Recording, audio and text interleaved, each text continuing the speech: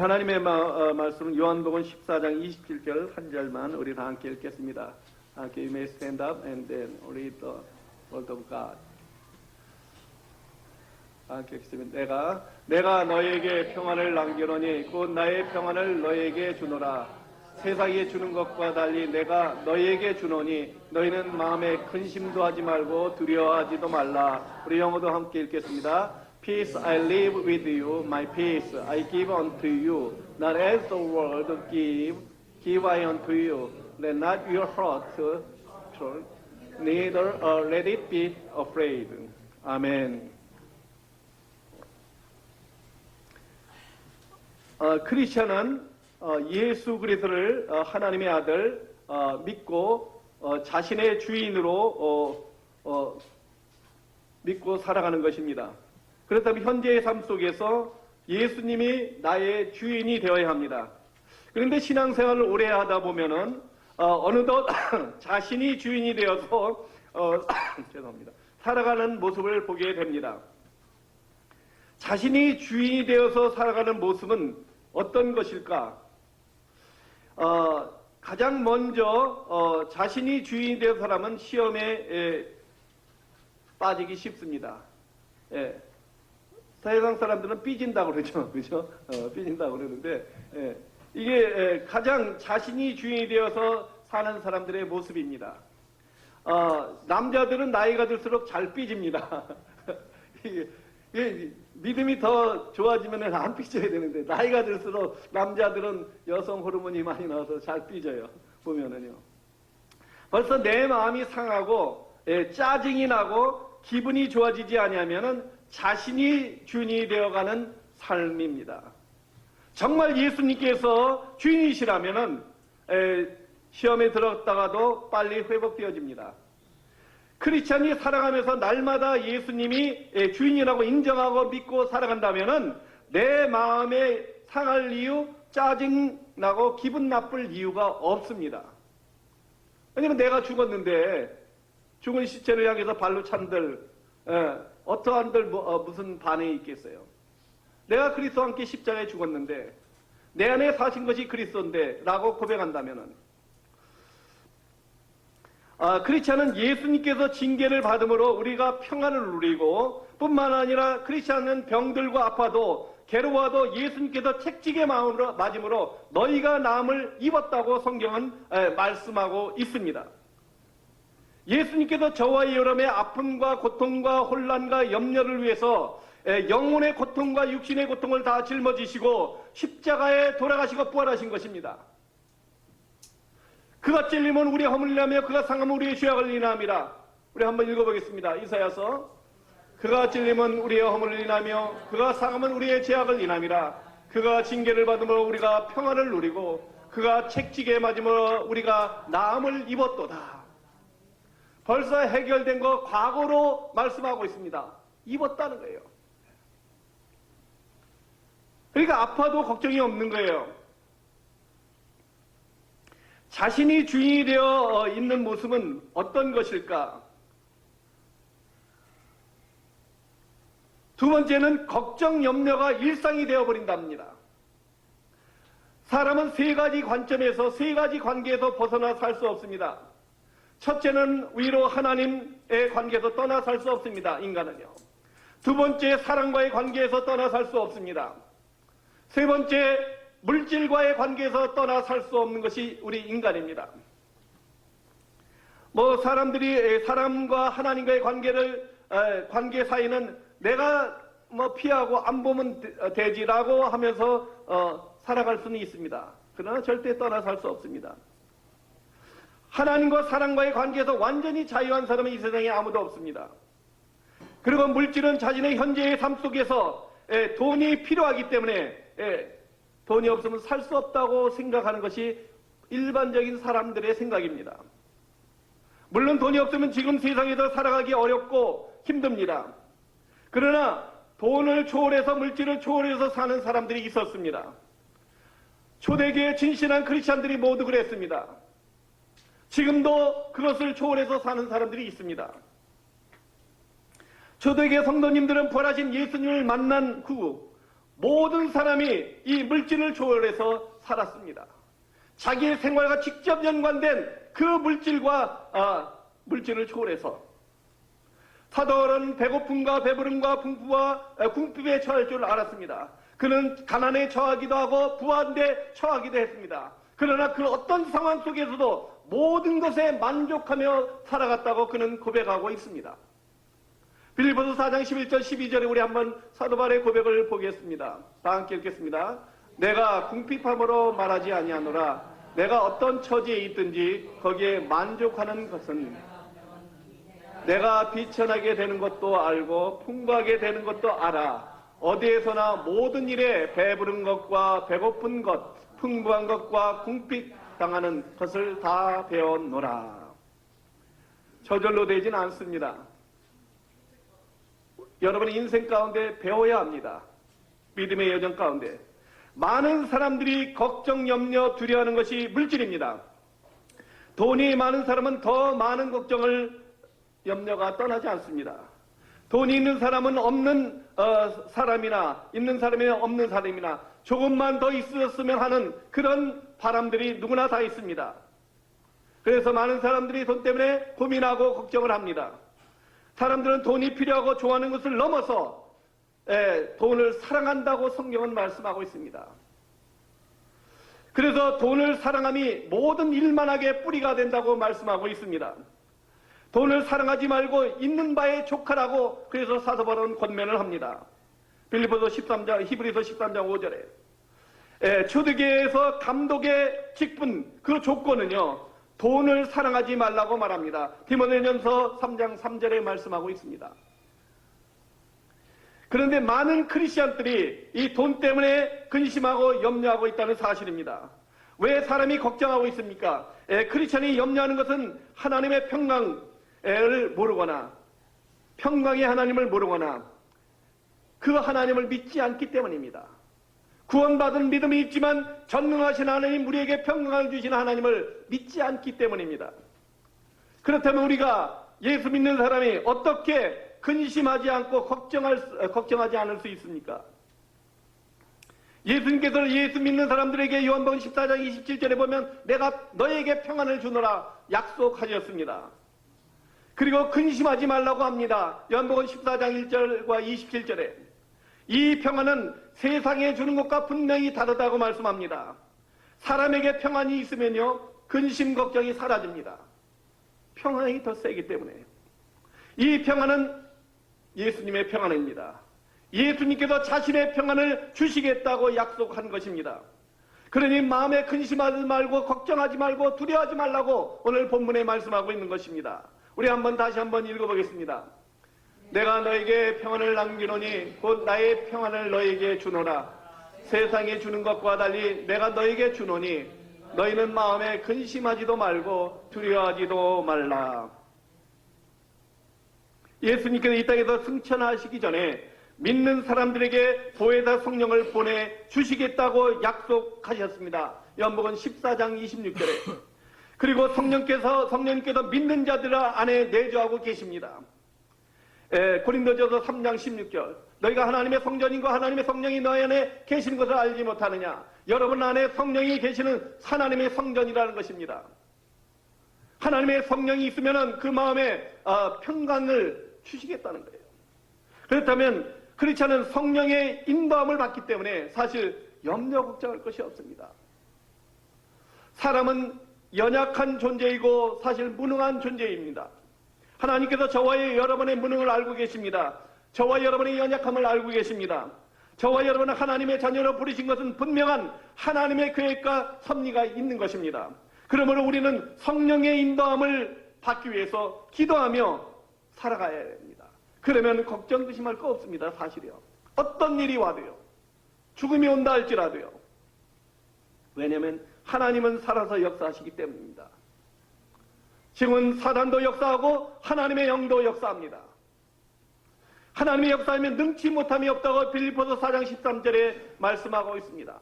내게 능력 주신 하는 자에서 내가 모든 것을 할 수 있느니라. I can do everything through him who gives me strength.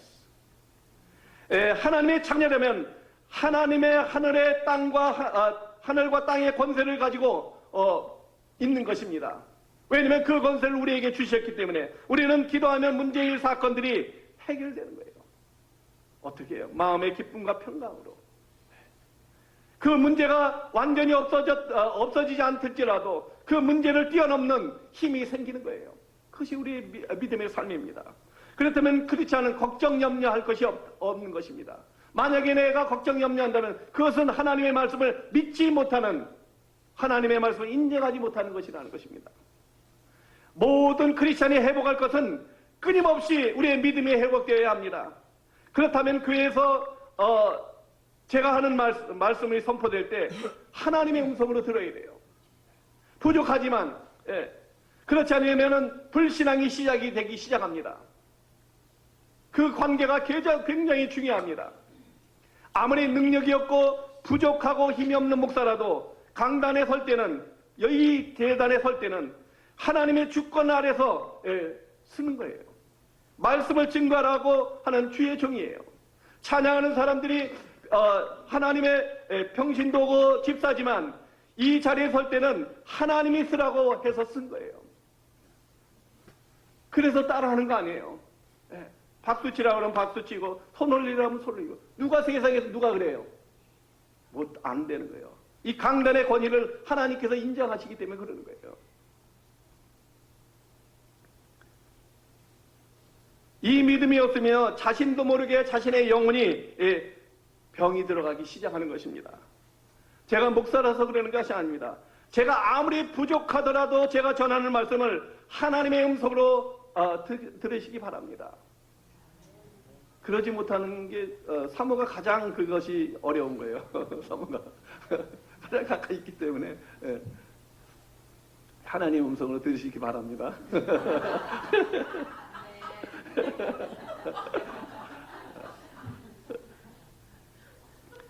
예수님께서 이렇게 말씀하셨습니다. 어린아이에게 한 것이 예수님에게 한 것이라고 말씀합니다. 선지자를 대접하는 사람은 선지자의 상을 받을 것이라고 말씀합니다. 나그네에게 물 한 모금을 대접하는 것 결코 상을 잃지 않을 것이라고 말씀합니다. 물 한 모금 나그네에게, 그것도 결코 잊지 않는데요. 그러니까 여러분 아는 분이나 뭐 선교사나 이런 분들이 지나갈 때 여러분이 대접하잖아요. 결코 잃지 않는다는 거예요. 예수님께서 그렇게 말씀하셨어요. 지극히 작은 자 하나에게 한 것이 예수님에게 한 것이고, 지극히 작은 자 하나에게 하지 않는 것이 곧 예수님에게 하지 않는 것이라고 하나님에게 말씀합니다. 마태복음 25장 40절 45절에 말씀하고 있습니다. 그러므로 교회에 나오는 어린아이로부터 노년에게 이르기까지 한 사람 한 사람이 너무 소중한 것이에요. 너무 소중한 거예요. 왜냐하면 모든 사람에게 하는 것이 예수님에게 하는 일이라는 거예요. 나도 모르게 예수님에게 하지 않는 것들이 있다는 거예요. 우리 삶 가운데요. 저 사람이 또 지나가다 보는 그런 사람들, 왜 저 사람은 저렇게 지저분해 거지야 맨날 저렇게 하고 있어? 이거는 그렇게 해서는 안 된다는 거예요. 그 사람조차도 그 사람을 통해서 예수가 나타난다는 거예요. 모든 크리스천은 모든 일 문제, 사람의 일들은요 오직 예수로 생각하고 일해야 합니다. 오직 예수로 문제를 대해야 합니다. 오직 모든 일 문제를 오직 예수로 대한다면은 사실 걱정 의심할 일이 없습니다. 크리스천이 오직 예수가 중심이 되고 전부가 된다면 사실 무엇이 필요하겠습니까? 필요한 거 없어요. 특히 미국에서요. 뭘 더 바라겠어요, 우리가요? 오직 예수 마태복음 17장 8절에 보면은 된 사람은 오직 성령으로 살아가게 됩니다. 사도행전 1장 8절 오직 성령이 너에게 임하시면 권능을 받고 예루살렘과 온 유대와 사마리아와 땅까지 이르러 내 증인이 되리라. 이렇게 말씀합니다. 오직 예수가 자신의 삶의 중심이 되지 않는 사람들은요 시험에 들고 어려움을 당하게 됩니다. 진짜 크리스천이면 하나님께서 오직 예수가 될 때까지 마음의 연단과 환경의 연단을 훈련을 시킵니다. 진짜 하나님이 살아내려면. 그러므로 오직 성령, 오직 예수로 저와 여러분이 살아가기를 간절히 바랍니다. 그럴 때 우리의 문제가, 걱정, 근심, 염려가 없어지고 하나님의 평강이 찾아오기 시작하는 것입니다. 그럴 때요. 자신의 마음과 삶 속에 오직 예수와 오직 성령이 되지 않으면 모세와 엘리야가 보입니다. 모세는 율법을 대표합니다. 엘리야는 모든 선지자의 능력을 대표합니다. 크리스찬이 율법과 능력이 필요합니다. 그러나 오직 예수와 성령이 아니면 그 율법과 그 신비한 능력 아무 소용이 없는 것입니다. 오직 예수가 되지 않으면 선교, 전도, 구제, 봉사 아무것도 아닙니다. 그것이 중심이 돼서 하지 않는다면요. 그래서 믿음이 있는 사람은 문제가 와도 불신앙에 빠지지 않습니다. 오직 예수의 믿음으로 사는 사람은 문제가 와도 하나님의 계획이 무엇일까라고 기도하게 됩니다. 중요한 일, 큰 일이 생기면은 하나님의 손에 맡깁니다라고 이렇게 기도하며 나갑니다. 그렇게 믿음으로 살아가는 사람들입니다. 그때 평강이 임하게 되는 겁니다. 크리스찬이 이렇게 믿음으로 살아갈 때 전도는 되어지는 것입니다. 전도를 하는 것이 아니라고 성경은 말씀합니다. 사도행전 1장 8절에 보면 오직 성령이 임하고 권능이 임할 때 증인이 되어진다고 사도행전 1장 8절에 말씀하고 있는 것입니다. 예수 그리스도의 증인이 되려면 오직 성령으로 기도하며 살아가면 됩니다. 크리스찬이 전도하러 말하자면 나가지 않는 거예요, 사실이에요. 크리스찬이 먼저 나가서 선교하러 가는 게 아니에요. 먼저 자신의 현장 속에, 삶의 현장 속에서 오직 예수로, 오직 성령으로 살아갈 때 그 자체가 전도가 되고 선교가 되어지는 거예요, 사실이에요. 그러므로 크리스찬이 해야 할 일은 딱 한 가지예요. 성령 충만을 위해서 기도해야 합니다. 기도해야 합니다. 세상 사람들도 기도해서 오늘 아침에 성경 공부를 말씀했는데 세상 사람들도 다른 종교도 다 기도합니다. 그들도 응답을 받고 능력을 받고 귀신을 쫓아내고 다 합니다. 똑같이 기독교와 똑같이 합니다. 악령의 역사에서 그 배의 사단의 역사에서 그렇게 합니다. 그러나 저와 여러분이 기도할 때는 하나님의 성령의 역사에서 우리에게 능력을 주시고 우리에게 문제 해결을 해주시는 거예요. 그러므로 성령 충만한 증거로 예수님께서 저와 여러분의 평안을 주십니다. 기도의 응답의 증거로 가장 먼저 주시는 것이 평강입니다. 그 마음의 기쁨입니다. 성령 충만한 크리스찬에게 성령께서 역사하시고 하나님께서 응답하십니다. 그러나 하나님의 자녀는 현재와 미래를 걱정할 필요가 없는 거예요. 예수님께서 보혜사 성령을 보내주셨고 또 우리와 영원토록 함께 하시겠다고 약속을 하셨습니다. 예수님께서 우리와 가끔 있겠다고 말씀하지 않았습니다. 예수님께서 급한 일이 있을 때만 함께 하겠다고 말씀하지 않았습니다. 예수님께서 문제 있을 때만 우리와 함께 있겠다고 하지 않았습니다. 하나님께서 우리에게 병이 있을 때 우리와 함께 하겠다고 말씀하지 않았습니다. 하나님께서 외롭고 우울할 때만 나와 함께 하겠다고 말씀하지 않았습니다. 예수님께서 내가 세상 끝날까지 너희와 항상 함께 있으리라 약속하셨습니다. 부활 승천하시고 마태복음 28장 20절에 이 약속의 말씀만 믿고 살아가도요 사실 우리는 불신앙에서 빠져나올 수 있습니다. 불신앙은 영혼이 병들어가는 것입니다. 영혼의 암입니다. 뿐만 아니라 마음과 정신에 생각에 병이 들어있는 것입니다. 그러면 육신에 알 수 없는 병, 불치병에 나도 모르게 찾아옵니다. 왜냐하면 불신앙으로 살아가는 사람들은 갈등과 고민을 하게 됩니다. 사람이 갈등과 고민이 심해지면 생명의 근원인 피가 바뀌어진다고 합니다. 이것은 주의 실험을 통해서 잘 알려진 이야기입니다. 한지에게는 음악을 들어주고 편안하게 해주었습니다. 다른 한지는 젓가락을 건드리면서 스트레스를 주었습니다. 얼마 되지 않아서 한 마리 쥐는 털에 윤기가 나고 잘 자라는 것을 보았습니다. 그런데 다른 한 마리는 스트레스로 온몸에 멍이 든 것처럼 암이 생긴 거예요. 털도 빠지고 물에서 나온 생쥐 그런 모양이 되는 거예요. 진짜로요. 사람도 똑같아요. 저희 어머니는 권사님인데 항상 걱정이 많습니다. 걱정이 많아요. 물론 나이 들면 그러겠지만 저도 그럴지 모르겠어요. 릴리가 여기저기 날아다니잖아요. 하루 멀다가 이제 전화 와요. 지금 인도네시아에서 지진이, 쓰나미, 또 하나는 저 땅이 물처럼 돼갖고 한꺼번에 쓸려 내려가는 그런, 그걸 뭐라 그러더라? 이유? 이유라고 그래, 그거를. 땅이 허물허물해져서 물처럼 쏟아져 내려가요. 그래서 한 마을에 한 2,000명 이상이 한꺼번에 죽는 거예요. 그런 것들. 그런데 그쪽에 안 갔냐고 물어보고, 동남아 쪽에 있으니까 계속. 한 번 정도는 안부는 물어볼 수 있습니다. 그러나 습관적으로 염려하는 것은요, 불신앙입니다. 불신앙.